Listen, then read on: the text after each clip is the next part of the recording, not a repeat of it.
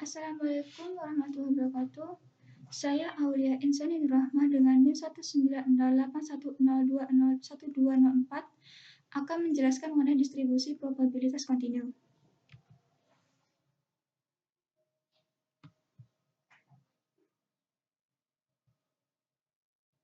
Distribusi peluang kontinu adalah ubah acak yang dapat memperoleh semua nilai pada skala kontinu. Ruang sampel kontinu ialah bila ruang sampel mengandung titik sampel yang tak terhingga banyaknya. Syarat dari distribusi kontinu ialah apabila fungsi fx adalah fungsi pada peluang peubah acak kontinu x yang didefinisikan di atas himpunan semua bilangan real bila 1. Fx lebih besar sama dengan 0 untuk semua x bilangan real. 2.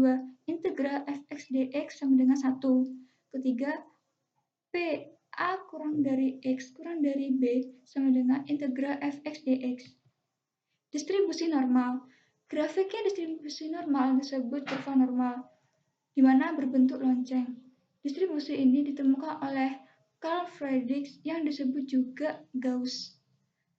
Perubah acak X yang bentuknya seperti lonceng disebut perubah acak normal dengan persamaan matematik distribusi probabilitas yang bergantung pada parameter min dan simpangan baku dinyatakan n x titik koma min, simpangan baku.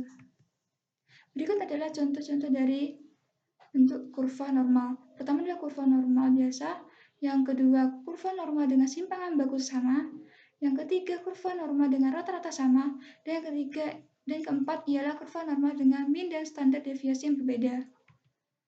Sifat-sifat kurva normal. 1. Modus nilai x maksimum terletak pada di x dengan min. Simetris terhadap sumbu vertikal melalui min. Ketiga, mempunyai titik belok pada x sama dengan min kurang lebih simpangan baku. Keempat, memotong sumbu mendatar secara asimptotis. Kelima, luas daerah di bawah kurva dengan sumbu mendatar sama dengan 1. Distribusi gamma. Peubah acak X dikatakan berdistribusi gamma dengan dua parameter alfa, parameter bentuk, dan beta, parameter skala, dinotasikan sebagai G alfa, beta jika X mempunyai FKP.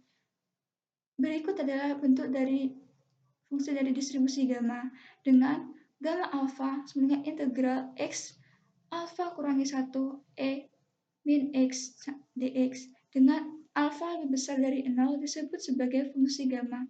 Untuk n bulat positif, gamma n sama dengan n kurangi 1 faktorial dan didefinisikan sebagai gamma 0 sama dengan 1. Distribusi eksponensial. Eksponensial beta adalah distribusi gamma dengan alfa dengan 1, yaitu dengan fungsi sebagai berikut. Distribusi ini memiliki min mu sama dengan beta dan varians simpangan baku kuadrat sama dengan beta kuadrat. Distribusi K kuadrat, distribusi X kuadrat dengan K derajat bebas. Distribusi jumlah kuadrat ke perubah acak normal baku yang saling bebas. Distribusi ini seringkali digunakan dalam statistika inferensial, seperti dalam uji hipotesis atau dalam penyusunan selang kepercayaan. Apabila dibandingkan dengan distribusi K kuadrat non-sentral, distribusi ini dapat juga disebut distribusi K kuadrat sentral. Distribusi Weibull. Distribusi Weibull biasanya digunakan untuk menyelesaikan masalah-masalah yang menyangkut lama waktu suatu objek yang mampu bertahan hingga akhirnya objek tersebut tidak berfungsi sebagaimana mestinya, rusak atau mati.